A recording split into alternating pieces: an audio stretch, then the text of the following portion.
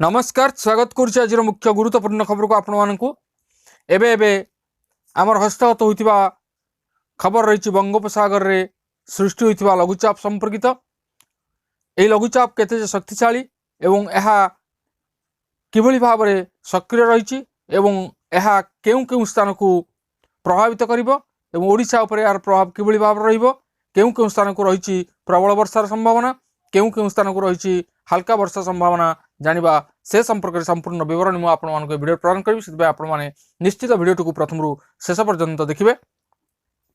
जदि वीडियो भल लगे तेज पाखे लाल बटन निश्चित सब्सक्राइब करेंगे पाखे आसुवा बेल आइकन बजाइदेवे ऊपर आसुवा ऑल नोटिफिकेशन क्लिक करने को भूलिबेनि जहाँफल एभली वीडियो सर्वप्रथम आपण निकट में पहुँच पार। तेज आसतु जानिबा आज पाणीपाग संपर्कित विशेष गुरुत्वपूर्ण सूचना। दक्षिण बंगोपसागर में सक्रिय रही लघुचाप यार प्रभाव में आज आसंता 2 दिन पर्यंत राज्य में वर्षा होबार संभावना रही। आज दक्षिण ओडिशा समेत उपकूल एवं आभ्यंतरीण ओडिशा रे 19 जिले में हालुकारु मध्यम धरणर वर्षा हेबा नै भुवनेश्वर पाणीपाग केन्द्र पक्षर पूर्वानुमान करा जायछि।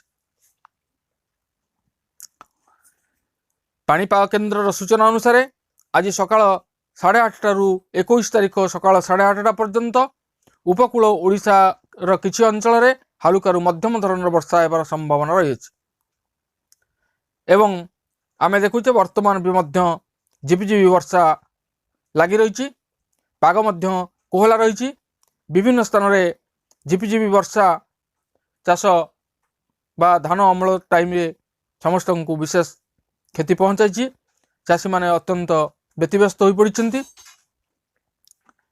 तेबे ये जो झिपिझिपि वर्षा लगी रही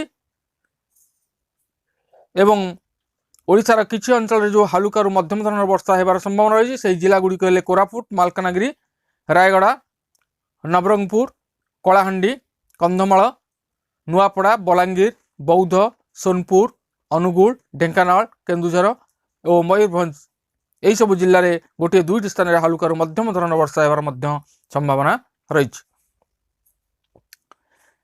21 तारिख सकाळे 8:30 रु 22 तारिख सकाळ 8:30 पर्यंत खोर्धा पुरी जगतसिंहपुर कटक केन्द्रापड़ा जाजपुर भद्रक मयूरभंज बालेश्वर यही सब जिलार गोटे 2टी स्थान में हल्का वर्षा हेबार संभावना रही। संभाव्य वर्षा प्रभाव में राज्य में शीतलहरी सामान्य कमी 4 दिन पर सर्वनिम्न तापमात्रा 2 रु 4 डिग्री सेल्सियस ह्रास पाइपे एने पूर्वानुमान करछि पाणीपाग विभाग। कृषि पाणीपाग विशारद प्रोफेसर सुरेंद्रनाथ पशुपाल कहते धान काटी सुरक्षित स्थान में रखिले किसी असुविधा नहीं से भली पवन किंबा बड़ वर्षार संभावना नथिबारु बिलरे धान छिड़ा होइथिले किसी समस्या हेब नहीं। मात्र जो मैंने धान काटी बिलरे रखिछंती से तुरंत यह निरापद स्थान को नहीं जातु। मुग बिरी आदि फसल पर यह वर्षा भल लाभ हेब। मात्र लगातार 4 दिन कोहला और मेघुआ पाग रोथिबारु पनिपरिबा पई रोग पोक आशंका रही।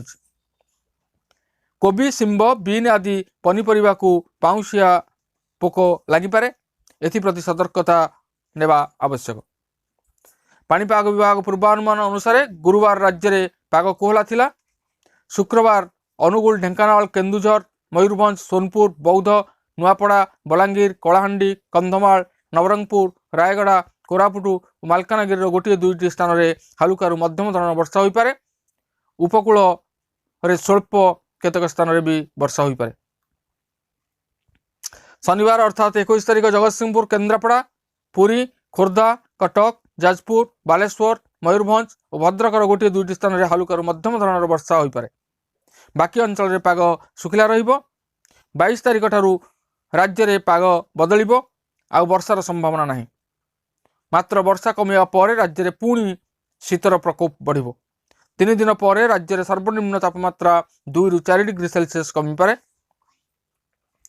पश्चिम केन्द्रीय बंगोपसागर में लघुचाप उत्तर तमिलनाडु और दक्षिण आंध्र उपकूल आड़क मुहाउछि पर शुक्रवार ठारू उत्तर दिगरे गति करी आंध्र उपकूल आड़क मुहाई पारे। 19 रु 22 तारिख पर्यंत ओडिशा उपकूल में मत्स्यजीवी मानक समुद्र भीतर को जीवा को बारण करा जायछि। राज्य बर्तमान कोहला पाग जो दिन तापमात्रा कमी। अधिकांश स्थान में दिन तापमात्रा 26 ରୁ 28 डिग्री सेल्सियस पाखापाखि थिला। रातिर तापमात्रा सामान्य बढ़ी शीतर प्रकोप कमी।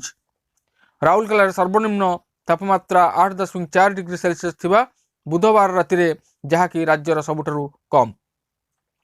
झारसुगुड़ा सर्वनिम्न तापमात्रा 10.4, Sundargarh 10.5, Phulbani 12.5, Daringbadi 13.5, Keonjhar 13.8, Nabarangpur 14, Baripada 14, Nuapada 14.4, Sambalpur 14.5, Angul 15 degree Celsius record कर। तेबे आज पाणीपाग संपर्कित विशेष गुरुत्वपूर्ण सूचना। आज पुणी देखा आगामी भिडियो। रोचे धन्यवाद, नमस्कार।